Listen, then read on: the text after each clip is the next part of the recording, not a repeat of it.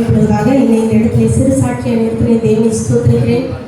எனக்கு கிட்டத்தட்ட ஃபஸ்ட்டு பையன் டெலிவரியிலேருந்து எனக்கு சைனஸ் பிரச்சனை இருந்தது. தலையில் நீர் போட்டுக்கிட்டு ஒரே தும்மல் போட்டுக்கிட்டே இருக்கும், மூக்கு ஒலிக்கிட்டே இருக்கும், தலை வலிக்கும். எனக்கு வீட்லேயும் வேலை பார்த்துட்டு ஸ்கூல் கிளம்பும்போது அது சில நாட்களில் பார்த்திங்கன்னா ரொம்ப மன விசாரத்துக்கு போயிடும். இவ்வளோ கஷ்டமாக இருக்கே அப்படின்னு. ஏன்னா எனக்கு லீவு போடவும் மனசு வராது.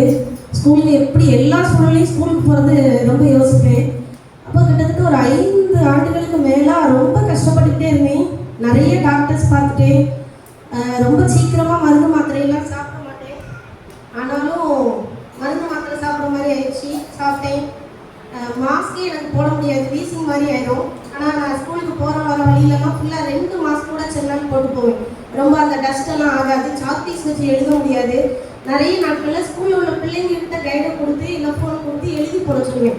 அப்படி தான் என்னுடைய வாழ்நாளெல்லாம் நிறைய வருடங்கள் கழிந்து கொண்டிருந்தது.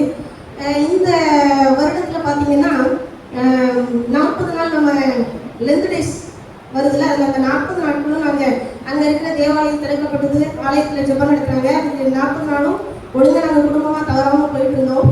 அதில் எனக்குள்ள நிறைய மனமாற்றங்களையும் தேவன் கொண்டு வந்தார். நான் நிறைய வைராக்கியத்தோட, நிறைய கோபங்களோட, நிறைய விரக்தியோடலாம் வாழ்ந்துட்டு இருந்த வருடங்கள் அநேக வருடங்கள்.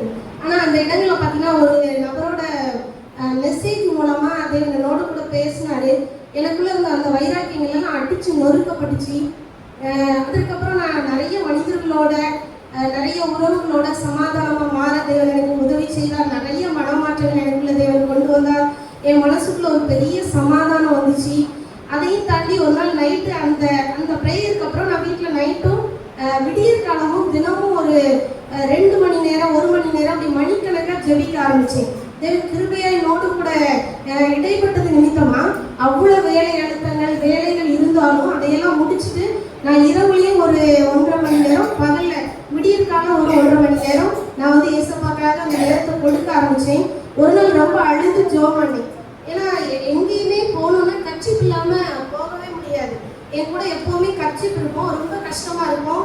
ஒரே நாளில் 5 கர்ச்சீப்பெல்லாம் நனைஞ்சு போயிடும். மூக்கு ஒழுகி ரொம்ப கஷ்டப்பட்டுட்டேன். தேவன் கிருபையாக இந்த ஆண்டிலே செப்டம்பர் மாதம் நினைக்கிறேன், எப்போ அது சரியாச்சும் கூட எனக்கு சரியாக சொல்ல முடியல. செப்டம்பர் மாதத்தில் ஒரு நாள் யோசிச்சு பார்க்குறேன், நம்ம கொஞ்ச நாள் கர்ச்சீப்பை கையில் வைக்கல, மூக்கு ஒழுகலை, தலை வலிக்கலை, தும்மல் வரல, நமக்கு என்ன ஆச்சு அப்படின்னு யோசிச்சு பார்க்கும்போது தான் ஒரு நாள் இரவில் ரொம்ப அழுது இதற்காக நான் ஜெபிச்சேன். எப்படி ஜெபிச்சேன்னா, பவுல் ஒரு இடத்துல அழகாக சொல்லுவார், அவர் ஒரு பலவீனம், அவருக்கு ஒரு முள் கொடுக்கப்பட்டிருக்கும். அதுக்காக ஒரு 3 முறை ஏசப்பா கிட்ட ஜெபம் பண்ணுவார். ஏசப்பா அவருக்கு சுகம் கொடுக்க மாட்டார். என்ன சொல்லிடுவார்னா, என் கிருபை உனக்கு போதும், பலவீனத்திலே என் பலன் பூரணமாக விளங்கும்னு ஒரு வாக்குத்தத்தம் கொடுப்பாரு. எனக்கு அந்த வாக்குத்தத்தம் தான் வந்தது.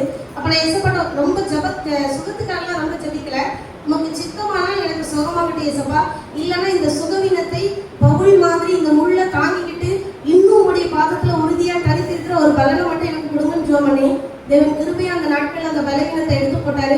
இப்போ கிட்டத்தட்ட ஒரு 3-4 மாதங்களா தேவன் நல்ல சுகத்தோடு வச்சிருக்கிறாரு. இந்த டிசம்பர் மாதத்தில் கேரளுக்காக பனியில் நைட்டு 1:30 மணிக்கு 2 மணிக்கெல்லாம் வெளியே போனோம். எந்த ஒரு தும்மல், எந்த ஒரு பலவீனமும் இல்லாதபடிக்கு இம்மட்டுமாய் தேவன் என்னை கிருபையாய் நடத்தி வந்திருக்கிறார். எனக்கு அது ரொம்ப ஆச்சரியமாக இருந்துச்சு. ஏன்னா ரொம்ப நாள் பலவீனம் திடீர்னு அது தேவனுடைய கிருபையால் மாறிச்சு. என் தேவாதி தேவனுக்கு கோடான கோடி நன்றி. நன்றி சொல்லுமா. பாதாளத்தின் மாசங்கள் சபை என்ன செய்தது, மேற்கொள்ள போவதில்லை. ஒருத்தர் மறித்து போனார்னா என்ன ஆகும், அவர் இந்த உலகத்தை விட்டு பிரிந்து போகிறான்னு அர்த்தம். அவர் சேர்த்து வைத்திருக்கிற சொத்துக்கள் அவரை விட்டு பிரிந்து போயிடும். அவர் கூட இருக்கிற உறவினர்களை விட்டு அவர் பிரிந்து போகிறார். அது எல்லாத்தையும் விட்டு என்ன செய்யும், அந்த மனுஷன் என்ன செய்யும், பிரிக்கும். அதே மாதிரி நம்முடைய வாழ்க்கையில் பிரிவினைகள் வருதுன்னா அது பாதாளத்தின் வல்லமைகளுடைய கிரியைகள் தான்.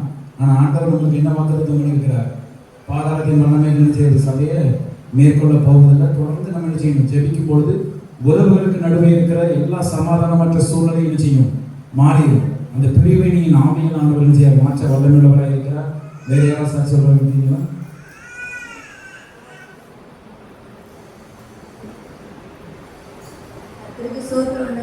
என்னையே சிறு சாட்சியாக நீ பண்ண தேவனுக்கு சோத்திரம். நானும் ஏசப்பா எனக்கு ஒரு நல்ல வேலை தாங்கன்னு சொல்லி ஜெபம் பண்ணேன். காலை உணவுட்டு எனக்கு ஆண்டவர் எனக்கு ஏற்பாடு நல்ல வேலையை தந்தார். அதுக்கு பிறகு ஏசப்பாட்ட ஜெபம் பண்ணேன், ஏசப்பா என் மகனுக்கு ஒரு ஆட்டோ தாங்க, ஏசப்பா ஆட்டோ எப்படியாவது எனக்கு ஏற்பாடு தாங்க, ஒரு நல்ல வேலையை சின்ன பண்ணி கொடுங்கன்னு. ஆண்டவர் எனக்கு ஆட்டோவும் எனக்கு ஏற்பாடு பண்ணி எனக்கு கொடுத்தாரு. அதுக்கு பிறகு ஏசப்பா எனக்கு வீடு இல்லை ஏசப்பா அப்படின்னு சொல்லி ரொம்ப நாளாவே ஜோம் பண்ணிக்கிட்டே இருந்தேன். அட்வான்ஸ் கொடுப்போம், ஆனால் அமையாது அந்த வீடு. ஆனால் ஆண்டவர் எனக்கு இப்போ சூப்பர் வீடாக எனக்கு ஒரு ஏற்பாடு பண்ணி கொடுத்தாரு. கற்றுக்கு சொல்கிறோன்றதாக. அதுக்கு பிறகு ஏசப்பா எனக்கு ஒரு கார் தாங்க ஆண்டவரே, காரில் போன ஏசப்பா, சொந்த காரில் போன ஆண்டவரே ஏசப்பாட்ட ஜோம் பண்ணேன். எனக்கு சொந்த காரமும் ஆண்டவர் எனக்கு ஏற்பாடு பண்ணி கொடுத்தாரு. கர்த்தர் நாமத்துக்கு சோத்திரம்ன்றதாக. எனக்கு இந்த வருஷத்துல எனக்கு சூப்பராக எனக்கு அழகா ஆண்டவர் எனக்கு ஏற்பாடு பண்ணி கொடுத்த நாமத்துக்கு சோத்திரம்ன்றதாக. ஆமென். கரங்களை தட்டி அவருடைய நாமத்தை மகிமைப்படுத்தலாம்.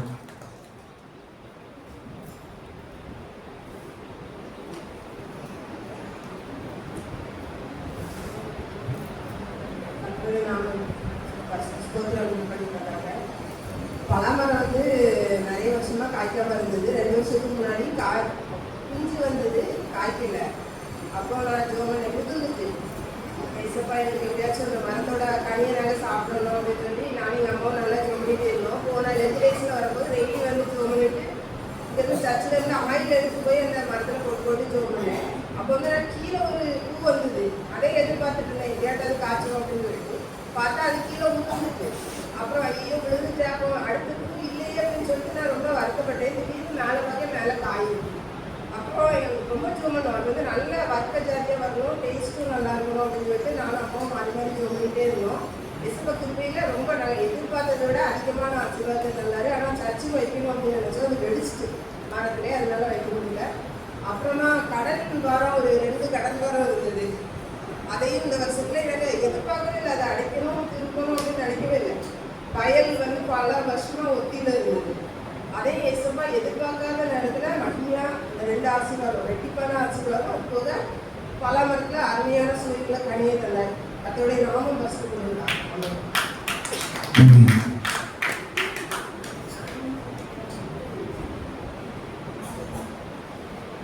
சுருக்கமாக ஒரு 2 நிமிடத்துக்கு நம்ம சொல்லிட்டோம்னா செய்தி கொஞ்சம் நேரம் ஆகும்.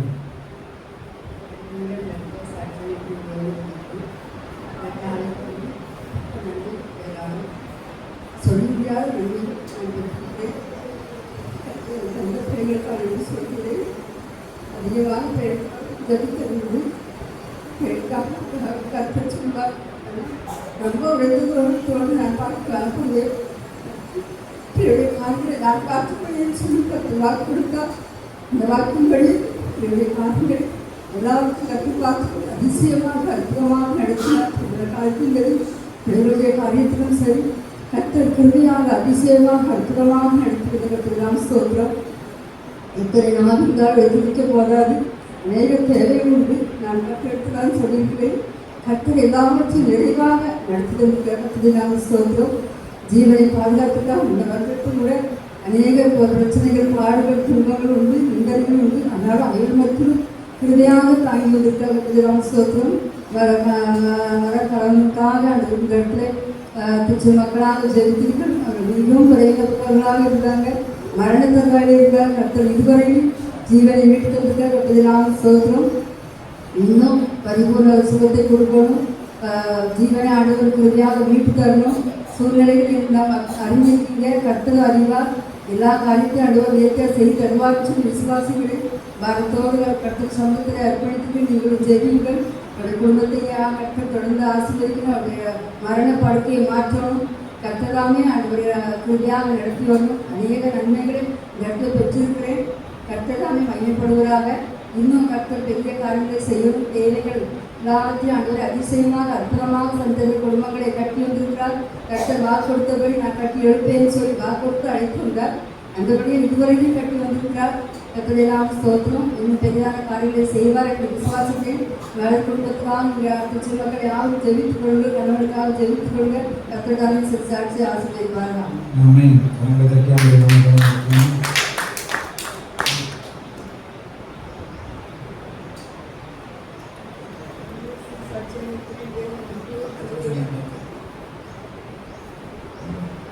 கிறிஸ்துமஸ் காசா பண்ணி எல்லாரும் மாதிரி நமக்கு வயசானது போன ஆசையோடு நான் போயிருந்தேன். வேலைக்கு போகும்போது இல்லை போக வேண்டாமான்னு வெளியே யோசிச்சுட்டே இருந்தேன். முன்னாடி கொண்டு புதுசாக சமதரையாக தான் இருக்குன்னு சொல்லிட்டு போயிட்டேன். அந்த ஓரில் நான் அதுக்குள்ள ஒன்றே ஆனால் ஒரு காயம் ஒன்றுமே படாமல் அவரை தூக்கி எடுத்து என்னை கைகாலில் ஒரு சேதம் இல்லாமல் பாதுகாத்து என் வீட்டுக்கு போகா கொடுத்து ஆமென்.